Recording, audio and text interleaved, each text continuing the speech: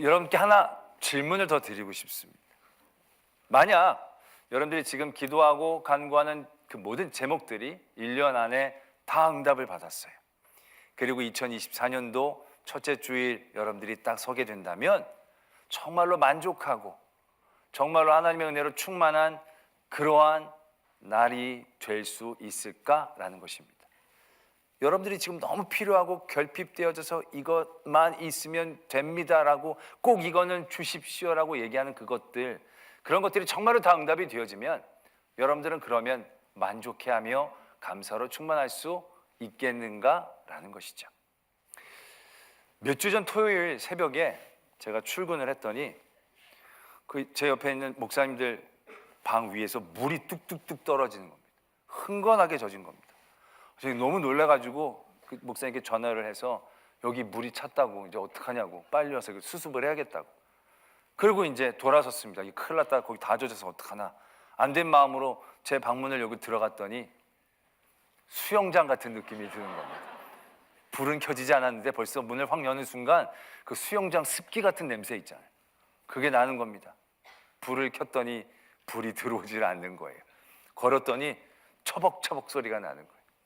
제 방도 똑같이 물이 새서 흥건해졌던 거예요.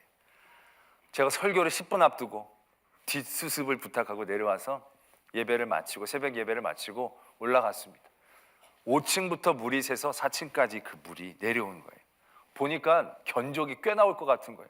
이거 탈이 나도 큰 탈이 났다 싶은 거예요. 그래서 전문가를 오후에 불러다가 점검을 쫙 했습니다. 그랬더니 크게 탈난 게 아니에요. 5층 구석에 조그만 스프링쿨러 하나가 고장이 난 거예요. 거기에서부터 물이 새가지고 그게 그렇게 철철철철 넘치게 되어진 겁니다.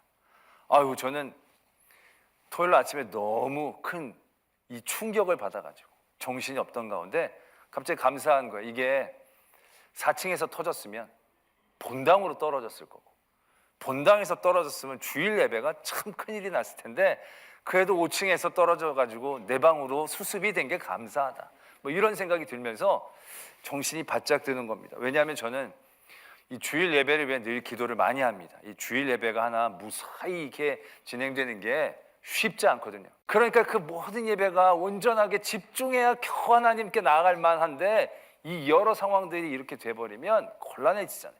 늘 그걸 위해서 기도를 합니다. 여러 예배 상황들을 위해서. 그런데 한계가 더 는 거예요. 스프링쿨러가 있는 거예요. 스프링쿨러. 그건 생전 기도해 본 적이 없어요. 그건 거기서 물이 그렇게 떨어질 거라고는 상상을 해본 적이 없어요. 그리고 위를 봤더니 스프링쿨러가 진짜 많아요. 그 하나하나 토요일마다 돌아다니면서 안수하며 여기를 지켜달라고, 그 생각 까마득한 거예요. 그리고 기도하는 하나님, 스프링쿨러 막아주셔야 됩니다. 근데 그것만 있는 게 아니더라고요. 온전한 예배 하나를 위해서 기도하려고 작정하고 시작했더니 해야 될 게 밑도 끝도 없는 거예요. 그 기도를 시작하다가 갑자기 낭망이 되는 거예요. 야, 이거 내가 다 기도를 한다 하더라도 또 빈 곳은 없을까? 그러면서 제 입에서 그냥 터져 나오는 말이 있었습니다. 은혜 아니면 안 됩니다 라는 말씀입니다. 은혜 아니면 안 되겠더라고요. 내가 기도하고 간구함으로 하나님이 응답하고 채워주셔서 온전케 되느냐? 우리가 상상하지도 못할 부분에서 엄청난 하나님의 돌보심과 함께하심이 있지 않다고 한다면, 그것 모두가 우리가 기도를 해서 채워야 될 일이라고 우리에게 주어진다고 한다면 우리는 24시간 앉아서 기도만 해도 부족한 그런 인생이 되어진다라는 얘기예요. 그런데 우리는 그거를 한 가지로 깨달을 수 있다는 거죠. 은혜 아니면 안 됩니다. 올해 여러분들이 기도하고 간구하는 모든 것들 응답되기를 바랍니다. 그러나 절대로 여러분들이 지금 이게 꼭 필요합니다, 이것 없으면 안 됩니다, 이게 응답된다고 여러분들의 삶이 형통하거나 온전할 거라고 생각해서는 안 됩니다. 여러분들이 애쓰고 힘쓰고 부르짖어서 얻는 것, 그건 어떻게 보면 빙산의 일각에 불과할 것입니다. 우리는 부르짖지도 못하고 우리는 그게 늘 있어서 필요한지도 몰랐지만 그것이 없을 때는 정말 치명적인 상황이 이루어질 수 있는 얼마나 많은 것들이 있는데 그걸 우린 기도하고 간구하고 바라지도 못했는데 근데 하나님이 그걸 다 지켜주셨다는 거예요. 그걸 은혜라고 얘기할 수밖에 없다라는 얘기죠. 우리의 기도와 간구, 하지 못한 그 나머지의 모든 것들, 그 돌보심이 오늘 우리에게 있어야 한다는 것이죠. 그래서 오늘 하나님은 광야에 서 있는 이스라엘 민족에게 이제 너희들에게 꼭 축복하는 게 필요한데 뭐가 필요하냐?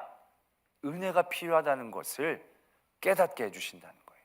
그리고 지금까지 했던 모든 것이 은혜였음을 깨닫기 원하고 계신다는 거예요. 이스라엘 민족이 애굽에 큰 탄압을 받았습니다. 그래서 출애굽기 2장 23절에 보면 그때 상황을 이렇게 적고 있어요. 여러 해 후에 애굽 왕은 죽었고 이스라엘 자손은 고된 노동으로 말미암아 탄식하며 부르짖으니 그 고된 노동으로 말미암아 부르짖는 소리가 하나님께 상달된지라. 지금 이스라엘 민족은 뭐가 힘드냐면 고된 노동이 힘들어요. 그것 때문에 정말 미칠 것 같아요. 그래서 하나님 앞에 부르짖었어요. 그렇다라고 한다면 이스라엘의 기도의 제목들은 어떠한 내용이 있었을까요? 그들 아마 이렇게 기도했을 거예요. 하나님, 너무 힘들어요. 좀 쉽게 살면 안 되겠습니까? 좀 좋은 왕이 세워져서 우리를 긍휼히 여기게끔 해 주시기를 바랍니다. 그들이 우리의 일의 양을 조금 줄여서 그래도 좀 살만하게 시킬 수 있도록 하나님 인도해 주세요. 아마 그들의 부르짖음은 딱 거기까지였을 겁니다. 그들 중에 누구도 하나님, 이 애굽에서 우리가 벗어나게 해주세요. 상상하지도 못했을 것입니다. 수백 년 동안 그렇게 살아왔고 그들을 지배했던 애굽은 너무 압도적인 나라였기 때문에 그 나라를 자기네들이 어떻게 싸워서 이겨서 벗어나거나 누가 쳐들어와서 우리를 구원해 줄 수 있는 상황은 상상할 수도 없는 상황이에요. 그들은 고작 바라고 원하는 게 딱 요거였을 것이에요. 좀 편하게, 덜 힘들게. 그러나 하나님은 어떻게 그들을 인도하십니까? 그들을 이끌어내시는 거예요. 기대하고 상상하지도 못했던 걸 그들에게 주신 거예요. 그들이 지금 이 광야에 서 있는데 그들이 광야에 서 있기까지 그들이 한 노력이 뭐가 있을까요? 그들이 그러한 자리에 서 있을 만한 의가 뭐가 있을까요? 하나님이 그들에게 무언가를 봐서 가능성을 봐서 그들을 인도해 내신 것일까요? 아니라는 겁니다. 우리가 열심히 애쓰고 힘써서 무엇인가를 얻으면 우린 그걸 은혜라고 얘기하지 않아요. 그건 보수, 대가 이렇게 얘기하겠죠. 우리가 조금 일했는데 뭘 엄청 많이 받았어요. 그럼 우리를 이건 굳이 은혜라고까지 얘기 안 해요. 이건 상급 정도 되겠죠. 은혜는요, 우리는 그것을 받을 아무런 이유도 아무런 노력도 아무런 생각도 못했는데 받게 되어진 것, 그걸 은혜라고 얘기하는 거예요. 오늘 하나님은 제사장을 통하여 그들에게 이러한 걸 선포하시는 거예요. 여호와여 내게 얼굴을 향하여 드사 은혜를 주십시오. 이거 굉장히 좀 말하자면 뻔뻔스러운 건데 하나님이 이걸 요구하라고 얘기하시는 거예요. 은혜, 우리가 애쓰고 힘쓰고 뭐가 바라는 건지도 모르지만 그걸 주세요라고 얘기하는 거예요. 여러분 생각해 보세요. 지금 이스라엘 민족은 이제 광야의 시간들을 지나가야 돼요. 근데 그 시간들은요, 어떤 누구도 살아본 적이 없는 시간이에요. 거기서 지내본 적도 없어요. 그 조상들 중에 거기 있다가 온 사람도 없어요. 그냥 생전 처음 나가보는 곳이에요. 생전 처음 나가보는 걸음이에요. 뭐가 필요한지 알 수 있어요? 뭐가 필요한지 몰라요. 이것 저것 필요한 것 같아 보이지만 그게 얼마나 도움이 될지 알 수도 없고요. 가지 못한 길에 뭘 어떻게 알아요? 우리가 여행을 가는데 그 여행지를 몰라요. 그럼 짐을 어떻게 싸요? 그렇잖아요. 여행지 날씨가 어떻고 환경이 어떻고 그런 걸 알면 준비라도 하지. 여행을 가는데 어디로 가는지도 몰라요. 그럼 우리가 뭘 계획하고 뭘 간구할 수 있겠어요? 지금 하나님은 그들에게 그걸 알려주시는 거예요. 너희들 지금 뭐 이것저것 필요한 것 같아 보이지? 그게 너희들에게 필요한 게 아니야. 왜? 알지도 못하는 길을 가잖아. 그럴 때 너희들에게 필요하고 너희들이 간구해야 될 것, 그게 뭔지 아느냐? 은혜라는 거예요. 은혜. 올 한 해 2023년도를 우리가 살아갑니다. 여러분들 중에 2023년도를 살아본 사람 있습니까? 없을 거예요. 물론 요즘 최근에 무슨 드라마, 무슨 부잣집 막내 아들이면 거기서 살다가 오면 모르겠지만 그 사람도 미래는 아니에요. 과거에 가서 다시 거슬러 올라오는 거지. 살아본 적이 아무도 없어요. 2023년도는. 그런데 2023년도를 살아갈 때 뭐가 필요한지 여러분 어떻게 하시는 거예요 도대체? 그게 꼭 필요하다고 무슨 근거로 생각하시는 거예요? 우린 살아보지도 못하는 시간들을 살아가는데 그게 꼭 필요하다는 건 예상이고 예측일 뿐이지 꼭 필요한 건 아니잖아요. 그런 삶을 우리가 앞두고 우리가 무엇을 간구해야 하겠는가? 우리에게 필요한 것은 무엇인가? 다른 게 아니라는 거예요. 은혜이다라는 거죠. 하나님 은혜입니다. 은혜 아니면 길이 없습니다. 내가 살아보지도 경험해보지도 못한 이 시간들, 하나님, 그래서 하나님만 바라봅니다. 우리에게 은혜를 베풀어 주소서. 하나님은 그 정확한 길을 오늘 우리에게 가르쳐주고 계신다라는 것입니다. 우리는 그 은혜를 분명히 알고 간구하고 갈급해야 합니다. 근데 우리가 이 은혜를 곡해할 때가 적지 않습니다. 우리는 아까도 은혜는 전적으로 우리의 공로와 의가 없이 주시는 선물이라고 말씀을 드렸는데도 우리는 늘 그게 어떤 연관성, 인과관계가 있을 거란 생각들을 하게 됩니다. 그래서 하나님의 은혜를 간구하고 원할 때에도 온전한 마음이 되지 못할 때가 많이 있습니다. 우리가 아까도 말씀을 드렸지만 솔직히 은혜는 뻔뻔스럽게 간구해야 되는 건데 이 뻔뻔함이 우리에게 신앙적으로 별로 부족할 때가 많아요. 엉뚱한 데는 뻔뻔하면서 그런 건 뻔뻔하지 못할 때가 많이 있다는 거예요. 왜? 뭔가 세상적인 생각으로 은혜를 잘 오해를 하니까. 지난주 수요일에 참 은혜의 사건을 우리가 만나보게 됐는데요. 바로 뭐냐면 야곱이 집에서 도망쳐 외삼촌 집으로 가다가 베델에서 하나님 만난 사건이에요. 교회 좀 다녀보신 분들은 다 아실 거예요. 베델에서 사닥다리에서 천사가 쫙 오르락 내리락 하면서 하나님이 야곱에게 축복을 선언해 주신 그 사건이에요. 그 사건을 보면 야곱은 그냥 도망쳤어요. 그리고 나서 잠이 들었어요. 그랬더니 하나님이 먼저 그에게 나타나셔서 복을 선포해 주시는 거예요. 나는 하나님이다. 내가 너와 함께한다. 내가 너에게 계획한 모든 것을 이루기까지 떠나지 않겠다. 하나님이 이렇게 얘기하셨어요. 야곱이 잠에서 깨어났어요. 그러고 나서 야곱이 어떻게 행동을 하냐면요, 그 28장 20절에 보면 이렇게 야곱이 행동합니다. 야곱이 서원하여 이르되 하나님이 나와 함께 계셔서 내가 가는 이 길에서 나를 지키시고 먹을 떡과 입을 옷을 주시어 내가 평안히 아버지 집으로 돌아가게 하시오면 여호와께서 나의 하나님이 되실 것이고 내가 이 기둥으로 하나님의 집을 세울 것이고 내게 주신 모든 것에서 10분의 1을 드립니다. 이렇게 소원을 한 거예요. 지금 하나님이 먼저 야곱에게 너 뭘 할래? 그럼 내가 이렇게 해줄게. 조건을 내세우신 게 아니에요. 야곱이 먼저 도망치다가 하나님 나와 함께 하시고 나를 도와주시면 내가 하나님 섬기겠습니다. 여기를 하나님의 집으로 세우겠습니다. 10의 1조를 꼭 드리겠습니다 라고 했더니 하나님이 그 다음에 나타나셔서 내가 그럼 너에게 복을 주겠다 라고 하신 게 아니라는 거예요. 하나님이 그냥 잠든 야곱에게 찾아오신 거예요. 그리고 그에게 복을 선포해 주신 거예요. 우리는 이 대목에서 분명히 깨달아야 돼요. 하나님이 왜 야곱에게 복을 주셨을까? 여러분들 하나님 왜 야곱에게 복을 주셨을 것이라고 생각하세요? 서원한 건 그 뒤에요. 아무런 관계가 없어요. 하나님은 그 이유를 말씀에서 이렇게 얘기하십니다. 꿈에서 여호와가 야곱에게 나타나셔서 13절에 이렇게 얘기하십니다. 나는 여호와니 너의 조부 아브라함의 하나님이요 이삭의 하나님이라. 끝입니다. 딱 여기까지입니다. 이게 하나님이 야곱을 복 주시는 이유입니다. 그게 무슨 이유냐라고 생각하겠지만 여러분들이 세상적인 사고 때문에 그 이유의 진실을 바라보지 못하는 거예요. 하나님이 야곱에게 은혜를 주시는 이유는 내가 하나님이기 때문에 충분한 겁니다. 이렇게 이해하면 더 쉬울 수 있겠죠. 어떤 아줌마가 어떤 애한테 밥을 막 먹여요. 막 떼쓰는데도 밥을 막 먹여요. 그 왜 얘가 이렇게 말도 안 듣고 그러는데 밥을 먹이냐고. 근데 이 아줌마가 이렇게 얘기하는 거예요. 내가 엄마라고. 그럼 얘기 다 해결된 거 아닙니까? 마찬가지 얘기를 하는 거예요. 이 애가 잘하고 못하고가 사랑을 받는 이유, 은혜를 받는 이유가 아니라는 얘기예요. 이 아이가 사랑을 받는 이유는 이 아이에게 없고 그 엄마에게 있는 거예요. 엄마라는 이름. 내가 여호와다. 얘기 끝나는 거예요. 왜? 그 여호와라는 이름 안에 내가 너를 사랑하는 여호와고, 내가 너에게 복 주기를 원하는 여호와이고, 내가 아브라함과 야곱과 이삭에게 약속한 하나님이니까. 지금 야곱은 없어요. 야곱은 아예 의미가 없어요. 근데 야곱에게 은혜를 주고 복을 주시는 이유는 하나님 그가 그의 아버지, 그의 할아버지와 약속한 그 하나님이시니까.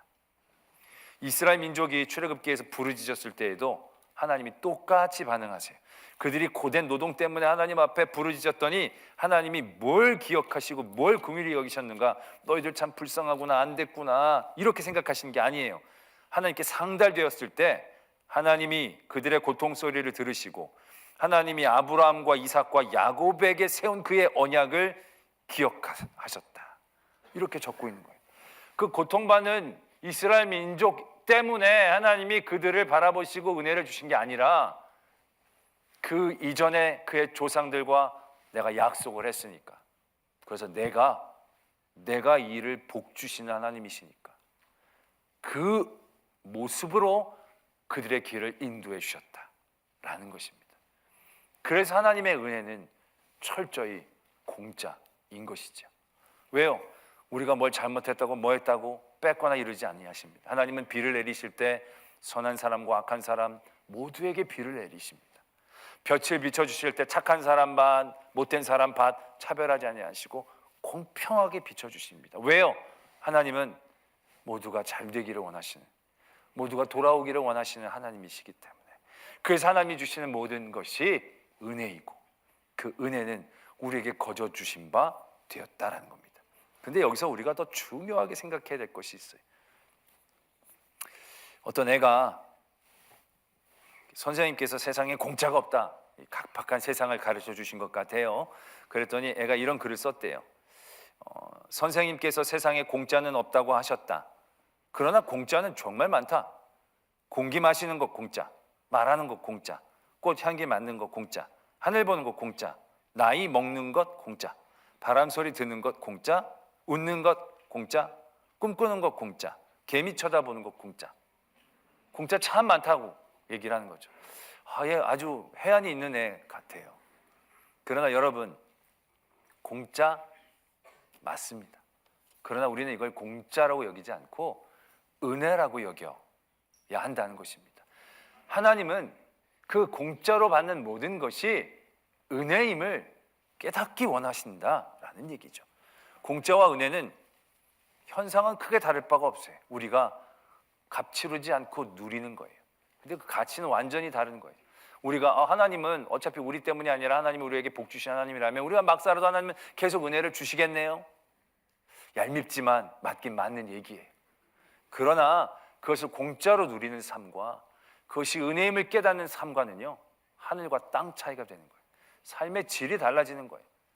우리가 이 아이가 말한 것처럼 공기 마시는 거 공짜, 다 공짜예요. 그냥 공짜로 하루를 살아간다고 생각해 보세요. 기분이 조금씩 좋긴 하겠지만 그 기분이 얼마나 나가겠습니까? 오늘 하루 저녁, 오늘 공짜로 숨을 쉬고 여러분들이 주무신다고 생각하면 그냥 오늘 하루 공짜로 숨 쉬고 잤네, 이렇게 될 거예요. 근데 그게 공짜가 아니라 은혜라고 여겨진다면 얘기가 달라지는 거죠. 우리가 값없이 누린다고 우리의 누리는 것들이 값이 없는 게 아니거든요. 공기, 냄새 맡는 거, 하늘 보는 거, 이 모든 것들이 우리에게 값없이 주어졌지만 값이 없는 게 아니라 값을 치러주시고 우리에게 주신 거잖아요. 우리가 예수 그리스도가 놀라운 은혜라고 얘기하는 건 예수 그리스도의 구원의 은혜를 값없이 받았지만 그게 값이 없는 것입니까? 아니거든요. 엄청난 가격을 하나님이 물어주시고 우리에게 주신 것이거든요. 대부분의 많은 것들이 그래요. 지금 이스라엘 민족이 광야에 서 있어요. 공짜로 온 거예요. 근데 이게 공짜로 온 게 아니에요. 그의 모든 과정들이 거저 이루어진 게 아니에요. 그냥 거저 바다가 갈라지고 그냥 우박이 내리고 애굽 사람들이 무서워하면서 거저로 된 게 아니에요. 그들은 그냥 아무것도 안 하고 아무 공로 없이 그 모든 것들을 누렸지만 하나님은 그들을 위해 일하셨다는 거예요. 하나님은 계획하셨다는 거예요. 일찍이 그들을 바라보시면서 그들과 늘 함께 하셨다는 거예요. 그들은 아침에 일어나면 그냥 만나 먹는 거지만 하나님은 만나를 아침마다 베풀어 주신 거예요. 걷어가 주신 거예요. 불기둥 구름기둥 늘 있는 거지만 하나님은 그것으로 그들과 늘 동행하시는, 일하시는 하나님이셨다는 거예요. 값을 치러주신 하나님이었다는 거예요. 그렇기 때문에 그건 공짜라고 얘기하지 않는 거예요. 은혜라고 얘기하는 거예요. 하나님이 스프링클러를 다 막아주신 거, 은혜인 거예요. 그게 은혜로 깨달아지면 어떻게 됩니까? 아무 일 없이 지나가는 하루가 아니에요. 오늘도 놀라운 하나님의 은혜 가운데 지켜주신 하루가 되는 거죠.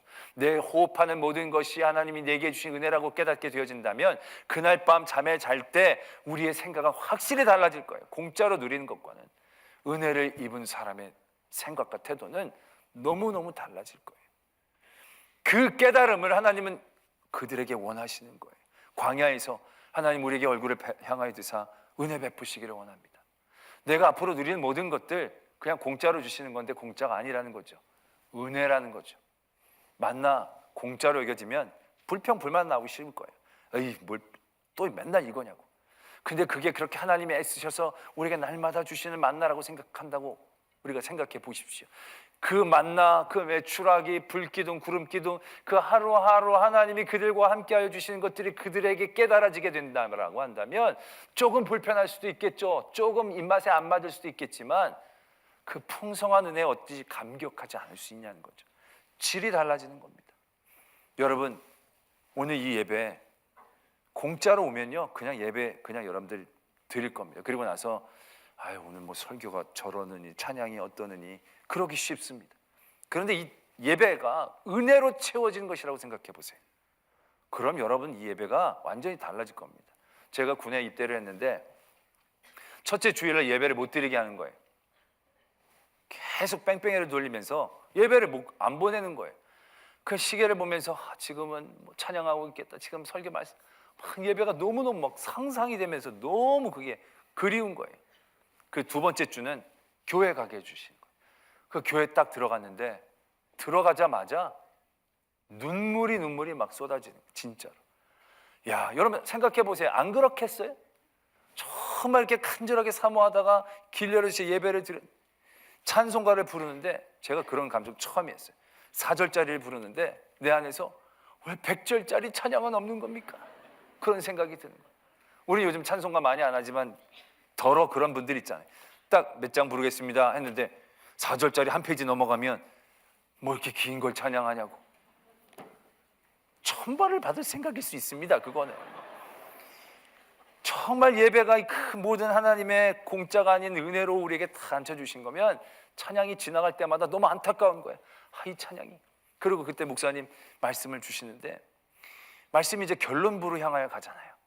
그러면 여러분들은 어떻습니까? 말씀이 결론으로 가는구나, 이제 예배 끝나는구나, 무슨 소망이 생기는 표정을 갖잖아요. 근데 제 생전 처음으로 안 돼요, 안 돼요, 끝으로 한 10번 더 해주세요, 끝으로 마지막으로 막 이런 거 더 해주세요. 막 말씀이 지금 와서 정신 차려 생각해 보면 막 그렇게 그냥 말씀이었어요. 근데 그때는 진짜 천사의 음성처럼 들리는 거예요. 너무 위로가 되는 거예요. 은혜를 생각하고 예배를 드리니까 그 예배의 자리가 거저 주어진 것이 아님을 깨닫게 되니까 그 깊이가 달라진다는 거죠. 할렐루야. 오늘 하나님은 제사장을 통해 이스라엘 백성에게 선포하게 하십니다. 얼굴을 향하여 드사 은혜 베풀어 주시기를 기도해라는 거예요. 그래서 지금까지 겪어온 모든 것이 은혜임을 깨닫고 앞으로 나의 모든 삶의 자리에서도 은혜 아니면 살아갈 수가 없음을, 그래서 하루하루 지나갔을 때 힘들고 어렵고 불편한 많은 자리가 있을지라도 이렇게 나를 지켜주시고 인도해 주신 과정, 이 모든 것이 충만한 하나님의 은혜라고 생각되어지면 불편하고 부족한 것들은 아무것도 아니게 되어진 거죠. 그 은혜로 감격하고 감사하고 더 깊은 은혜의 자리로 나갈 수 있는 하나님의 백성이 되어진다는 거죠. 그래서 하나님은 오늘 그 은혜를 선포하고 간구하게 하신다라는 것입니다.